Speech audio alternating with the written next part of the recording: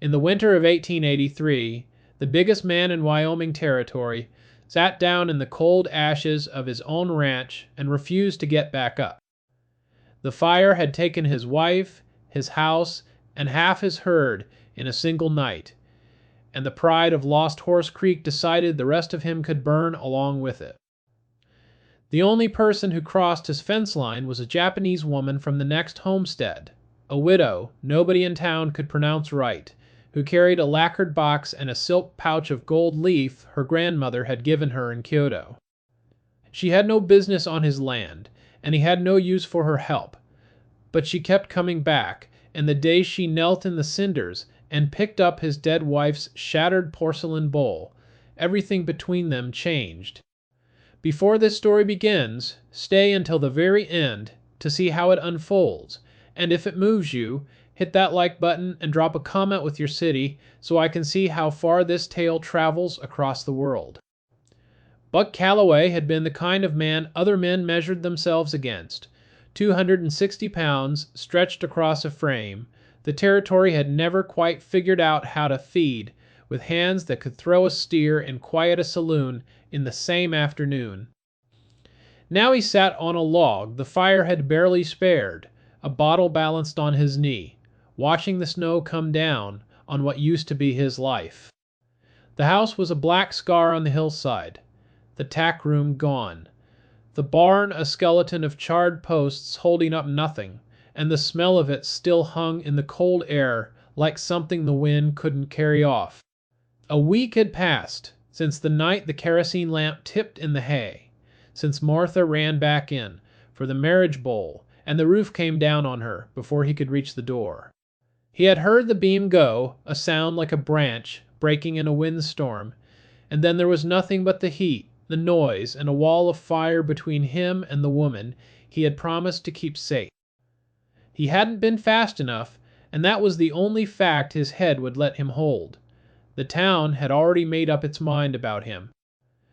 They said the pride of Lost Horse Creek was finished, that a man who lets his wife die in a fire he started has no business calling himself a rancher, and most of them said it loud enough for the wind to carry it up the creek to where he sat. He didn't argue. He had stopped arguing the morning he found the bottle empty and realized he didn't care enough to walk the 4 miles to town for another. The 20 head of cattle he had left stood in the lee of the burned barn, ribs starting to show, because hay had been in the barn loft and the barn loft was ash now. A buckboard would have hauled feed from the mercantile, but his buckboard had burned with everything else, and he hadn't asked to borrow one because asking meant talking to people, and talking meant explaining why he was still alive. There was one thing in the ruins he couldn't bring himself to touch.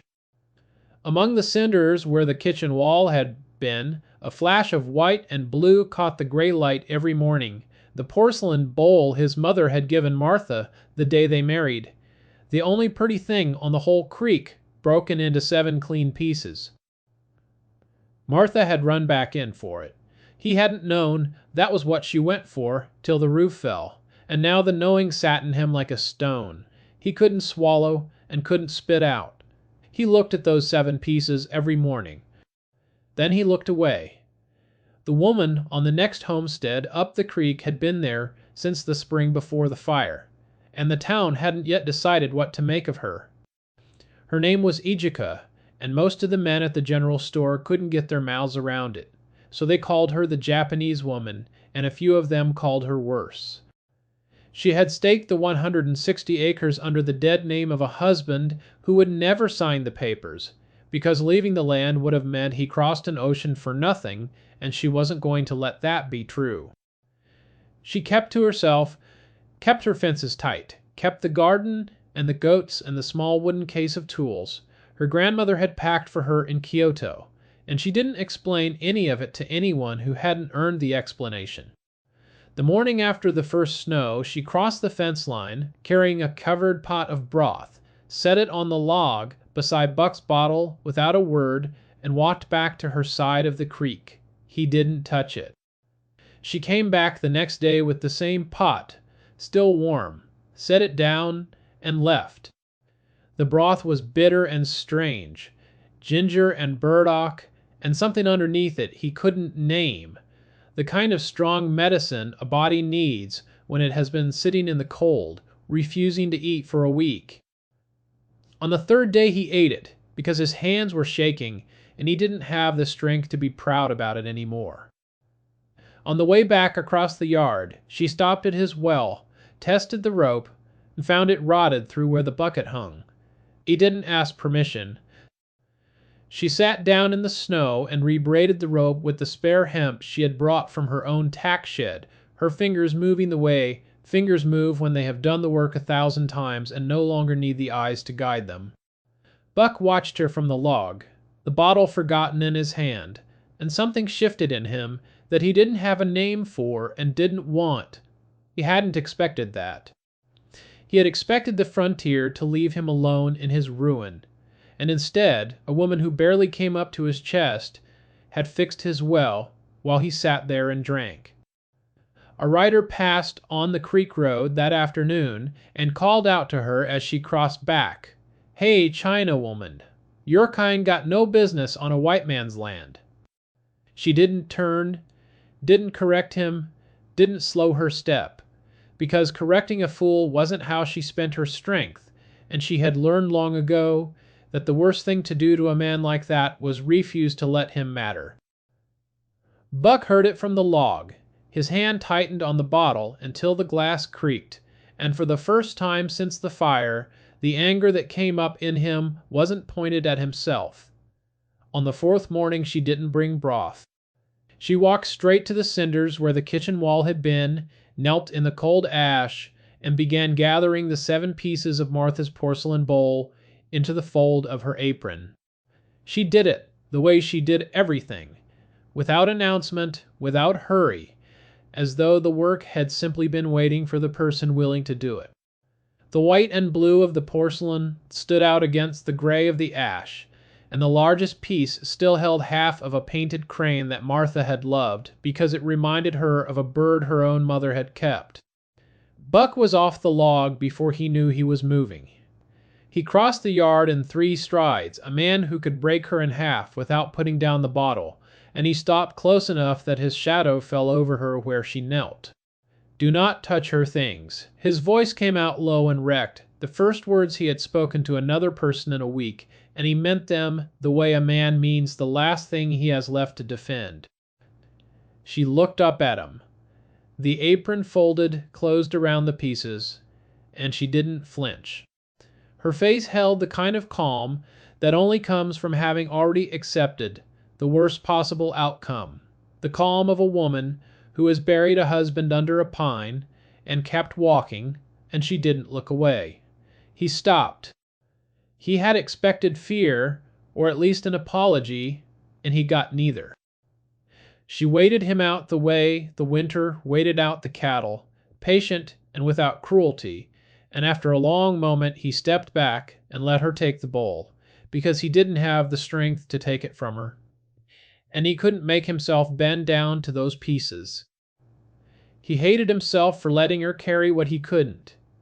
She stood, bowed her head once, the small incline of it a thing she did without thinking, and walked back up the creek with Martha's bowl folded against her chest. That night, alone in the lean-to he had hammered together from salvaged tin, he told himself he would go over there in the morning and take it back and throw it in the river where it belonged. The bowl was his mother's, given to Martha the day they married, carried west in a crate, padded with Martha's own wedding dress because it was the only pretty thing either of them had ever owned. Now it was 7 pieces in a stranger's apron, and the stranger was a woman the whole town agreed didn't belong on his creek. He told her to throw it out. He had told her that the one full sentence he had managed. She told him no. That was the whole conversation, and it was the first time in a week anything had gone the way he didn't want it to. For 6 days a faint sharp smell drifted across the snow from the direction of Ichika's cabin, the smell of something vegetal and slow, like sap cooked over a low flame. Buck didn't know what it was. He knew only that the woman was doing something with Martha's bowl, and that knowing sat in him alongside the guilt and the cold and the hunger in a way that wouldn't let him drink himself all the way under. On the sixth morning, he walked the quarter-mile up the creek to her fence, and he stood on the wrong side of it and watched. She worked at a low table by the window, the light thin and gray through the glass, her jet black hair pinned in a tight knot at the back of her head, and her winter kimono rolled back from her forearms. The lacquered box sat open beside her, and inside it lay a set of brushes so fine they caught no light at all, a small pot of dark lacquer, the color of wet bark, and the silk pouch of gold leaf. He could see the 7 pieces of the bowl laid out on a cloth, edges cleaned, fitted back together like a map of a country that had been broken and was being put back in the right order. Her hands moved without hesitation. She spread the lacquer along a seam with a brush barely thicker than hair, pressed the pieces together, bound them with cord, and set them aside to cure. The lacquer smelled of the forest floor after rain, sharp and clean and nothing like anything on a Wyoming creek, and it took the cold, slow hours of a winter room to dry, which was why the work stretched across days instead of one. He watched until the lamp oil burned low and the window went dark, and he came back the next day and the day after that. On the third day, she left the gate open, not an invitation exactly, more an absence of a wall, and he came inside the fence and stood closer. He could see the gold now. She was dusting the powder onto the wet lacquer along the cracks, a little at a time, and the seams were beginning to shine like rivers drawn on the white porcelain. "Why gold?" he asked. Because in his world, gold went into a pocket or a bank vault or a saloon poker pot, and a man didn't spend it on something that was already broken. She didn't look up. "Because the crack is the most important part," she said, and she said it the way she said everything, plain and without heat, as though she were telling him which way the creek ran. He didn't have an answer for that, so he stood there and let it work on him. She didn't explain further, didn't name the art, didn't tell him about her grandmother in Kyoto, or the bowl a shogun once sent away and got back ugly, because explaining would have been a kind of charity he hadn't asked for, and she knew the difference. She let him watch his own face change in the gold light of the lamp, and that was the whole lesson. The next week he rode the buckboard he had finally borrowed into town for feed. The man at the general store leaned across the counter and told him the Japanese woman was probably robbing him blind, that her kind didn't own land out here, they just squatted on a white man's claim until someone ran them off. Buck set the feed money on the counter. He looked at the man for a long moment, and then he told him to shut his mouth, low and even, the same tone Ichika used when she said the crack was the most important part. The store went quiet. He picked up his feed and walked out, and on the ride home he realized he hadn't thought about the fire for the space of a whole hour, and that the not thinking hadn't felt like dying. The land didn't wait for a man to finish his grief. 2 weeks after the broth and the well rope, a buckboard, a real working buckboard and not some town carriage, came up the creek road with 2 horses and a man in a clean coat who didn't belong on a frozen creek in December. His name was Hollister, and he carried papers from the Wyoming Cattle Syndicate, the kind of papers that meant a bank somewhere had decided Buck Calloway's spring herd was never coming back, and the note on it was overdue. He tipped his hat to Ichika as he passed her gate, polite, in the way a steel trap is polite, and pulled up in front of the lean-to where Buck was splitting salvage wood. Hollister talked the way such men always talk, soft and reasonable, with the numbers laid out so clearly that arguing felt like arguing with the weather. 60 days, he said. Show the ranch could run again. Cattle on the range and hay in a new loft and a house with a roof on it, or the deed transferred to the syndicate. The syndicate didn't want the house or the cattle, he said. They wanted the spring, the only year-round water for 10 miles in any direction, and they had been patient about it, but patience had a price, and the price was the 60th day. He set the paper on the splitting stump and laid a pen beside it, and stepped back to let a man make his choice in his own time. Buck looked at the pen. The pride of Lost Horse Creek looked at the pen, and the part of him that had sat in the ashes for a week looked at it too. That part reached for it first because signing meant the creek and the spring and the ruin all became someone else's problem, and he could finally stop standing up in the morning. His hand closed around it. The roof had fallen on Martha, and the hay was ash, and the herd left to him was 20 thin cattle against a syndicate that wanted the water under his feet. 60 days wasn't enough to build a house and a man at the same time, and he knew it. Then Ichika was there. She had come down from her cabin without being called, and she didn't say a word to Hollister or to Buck. She set something on the splitting stump between his hand and the paper, a flat bundle wrapped in a cloth, and she walked back to the porch of the lean-to and stood with her back to the wall. The cloth fell open a little in the wind, and the gold seams of Martha's bowl caught the low December light and threw it back in thin, bright lines across the snow. It wasn't finished. 3 of the seams were still dull with wet lacquer. But it was together, 7 pieces holding each other, and it was the most honest thing on that creek since the fire. Buck set the pen down. He didn't sign. Hollister picked up his paper and his manners and told them both, still soft, that the 60th day would come whether the bowl was pretty or not, and the syndicate didn't take repairs for payment. The buckboard turned in the snow and went back down the creek, and the quiet that settled on the porch after it left was the first quiet in weeks that didn't feel like the inside of a grave. The rebuild began the next morning, rough and graceless, because grace is something a man grows into, and he wasn't there yet.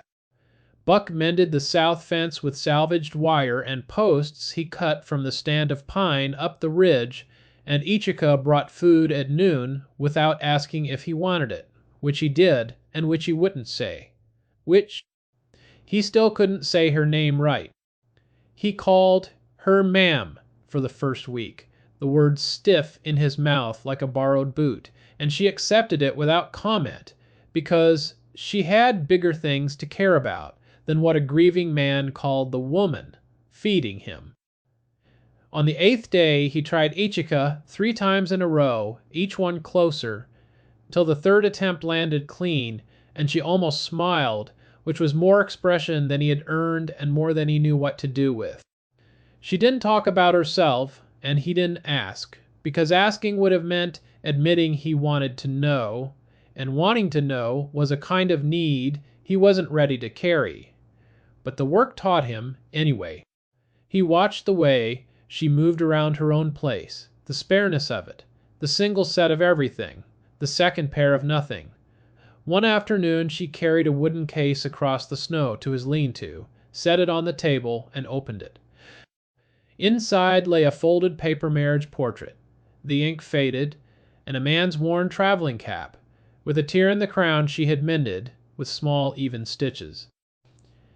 The portrait showed 2 people who looked younger than either of them had any right to look, standing in front of a paper screen painted with cranes, and the man in the picture had the same straight back she kept now, and the same way of holding his hands very still. Her husband's name was Tadashi. He had died of mountain fever 2 weeks short of the homestead, and she had buried him under a pine on the ridge, and staked the land in his name because the alternative was admitting he had crossed an ocean for nothing. Buck looked at the portrait and the cap and the small even stitches for a long time. He didn't say he was sorry, because sorry was too small a word for what was in that box, and he knew it. He handed the cap back to her with both hands, the way a man hands back something sacred, careful of the mended tear, and she took it and folded it away and closed the case. Something passed between them then that neither of them named. Not love, not even trust, but a recognition. Two people who had both learned what it cost to stand alone after the person they'd built a life around was taken out of it, standing now on either side of a table in a lean-to that smelled of pine sap and char. He asked her to sit. She sat. They didn't say much, because the silence was the point, and the silence was full. For the first time since the fire, he wasn't pretending the loss was somewhere behind him. And for the first time since Tadashi's pine, she wasn't pretending the loss was somewhere behind her. And the not pretending was a kind of rest neither of them had allowed themselves in months. The wind moved against the tin roof. The gold seams of the unfinished bowl caught the lamp. Outside, the snow came down on a creek that didn't know yet whether it would still belong to either of them by spring. 3 days into the new year, the blizzard came down off the Absaroka front like something with a purpose, and it didn't stop for 3 days. The 20-head buck had left pressed against the south fence in snow up to their bellies, bawling, and the hay that should have seen them through was black ash in the barn loft the fire had taken. Without feed and a windbreak, they would die inside of 48 hours. Dead cattle meant no spring herd, and no spring herd meant the deed on the 60th day. The storm had read Hollister's paper and decided to help. Buck was out in it before dawn, breaking trail to the burned barn, to dig out what salvage feed he could find, his face raw and his hands clumsy in the cold. The snow came up past his knees in the drifts, and the wind cut through the coat he had left. Twice he went down to one knee in the white, and had to use the axe handle to pull himself back up, a giant on his knees in his own yard, which was a thing the territory would have laughed at if anyone had been watching. Chica followed him out, and she was carrying something he had never seen her carry before, a long curved blade mounted on a tall oak shaft, the steel darker than a frontier knife and shaped like nothing the territory had grown. She didn't explain it. She walked the shaft ahead of her through the drifts, and used the flat of the blade to drive the cattle down into the leeward draw where the ridge broke. The wind, her small frame straight in the white storm, the kimono wrapped under a coat she had oiled against the wet. The cattle went where the steel and the steady voice told them to go, because an animal in a blizzard doesn't care what country the hand came from, only that the hand is sure. Up the creek, the syndicate kept a winter camp, 4 men and a cook shack, and 2 of them came down to the fence during a break in the snow to see what was left of the Callaway herd to drive off or buy cheap. They found the cattle alive in the draw and Buck on his feet breaking ice off the spring, and they found Ichika standing at the gate with that long curved blade resting across her shoulder, the steel catching what little light there was. They didn't know what the weapon was. They saw a small Japanese woman holding something that didn't look like any gun or knife. They had a name for, and she didn't raise her voice, and she didn't lower the blade, and after a long look they turned and went back up the creek. She hadn't expected that they would test her. She had only made sure they could see she was ready if they did. Hollister rode out on the second day of the break with 2 men this time, betting the storm had finished what the fire started. He found the cattle alive, the fence mended, the spring broken open and running, Buck on his feet with an axe in his hand, and Ichika at the gate with the blade still across her shoulder. He hadn't expected that. He sat his horse and took in the mended fence and the living herd and the woman with the steel, and the calculation going on behind his clean coat was plain to read. He left, but the threat went home sharper than before. The syndicate would be back after the thaw with more than paper, and Buck understood, standing there with the axe and the snow, that the real fight was still in front of him, and that the woman at the gate had just bought him the spring to fight it in. The thaw came in the middle of March, the creek breaking open, and the snow pulling back off the south slope. And on the morning of the 60th day, Hollister rode up the creek road with 3 men and a notary in a fresh coat. The cattle were thin, but they were alive, 50 head now, because Ichika had traded her goats for steers at the reservation line without asking Buck's permission, and without explaining the math of it. The fence was up. The house was a frame and a roof, and 4 walls that didn't yet have glass in the windows. Not much, but standing in a way the house hadn't been standing since the night the lantern fell. Buck stood at the gate with his arms at his sides and waited. Hollister dismounted and read the note in the same soft, reasonable voice, the numbers and the days and the spring that the syndicate still wanted, and the notary held out the paper and the pen, the way a man holds out a rope to someone he believes has nowhere else to go. The pride of Lost Horse Creek looked at the pen. This time the part of him that had sat in the ashes didn't reach for it first, because the ashes were behind him now, and he had spent 60 days learning that standing up in the morning wasn't the same as being fine. He didn't sign. He waited, because something was coming out of the new house that he hadn't been told about. Ichika walked through the doorframe carrying the bowl on a flat black cloth, and she set it on the gatepost where the morning light hit it clean. The 7 cracks ran with gold, every seam a bright line drawn. Where the break had been, and the half-crane Martha had loved, stood whole again with a river of gold running through its wing. The bowl was more beautiful for the breaking. It was the one thing on Lost Horse Creek that could prove a break wasn't the end of a story, and that made it worth more than any herd or deed on the water under it. She looked at Buck and she spoke quietly, the way she said everything, the way she had said, "The crack is the most important part. Your heart is more scarred than the land." She wasn't flattering him, and she wasn't pitying him. She was telling him the same thing the bowl was telling him, that the scar wasn't the finish of a man, it was the place where the gold went, and the gold was what made the mended thing worth more than the one that had never broken. The giant cowboy just cried. It wasn't a collapse, and it wasn't a performance. It was a single break in a man who hadn't let himself break since the night the roof came down on Martha. Because breaking had felt like dying, and he hadn't been ready to die, and he wasn't ready now. He cried in front of a land agent and a notary and 3 hard men from a syndicate camp, and not one of them laughed. The bowl on the gate post was the most honest thing any of them had seen in a long time, and a man crying in front of it didn't look weak. He looked like something that had been broken and was standing up anyway. Buck didn't sign. Hollister read the rebuilt fence and the living herd, and the woman with the blade and the man with the gold, still wet on his face, and he folded the paper and put it back in his coat and rode down the creek without the deed. The notary followed, the 3 hard men followed, the spring kept running under the gate, the way it had run for 1,000 years before any of them had a name for it, and it didn't change hands that day. The morning after Hollister rode out, Buck picked up the hammer by the new frame and didn't say anything about the bowl because he didn't need to, and because saying it would have made it smaller than it was.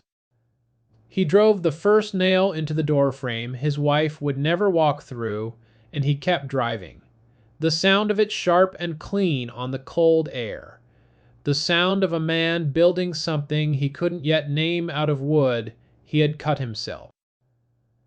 Ichika went back to her homestead that night, and the next morning she was on his side of the fence again, rebraiding the well rope, because the work was the point, and the work was shared, and neither of them had any use for the word help. They didn't marry in this story, and they didn't need to, because what they had was the recognition and the gold in the cracks, and the spring that still ran between their 2 pieces of land. The bowl sat on the new mantle that Buck built with his own hands, the 7 gold seams catching the firelight every night. The one thing on Lost Horse Creek that could prove a break wasn't the end of a man or a bull or a creek. The ranch was rebuilt and the man was on his feet, but the scar was still there, joined with gold, not erased, and the woman who made it a home was gone under a roof that fell, and that truth stood in the house every morning the way the mantel stood. Nothing was fixed, everything was mended. The difference was the whole story, and the difference was what Ichika had crossed a fence to teach him without ever once calling it a lesson. The gold seams held, the spring ran. Drop a comment with your city so I can see how far this story travels.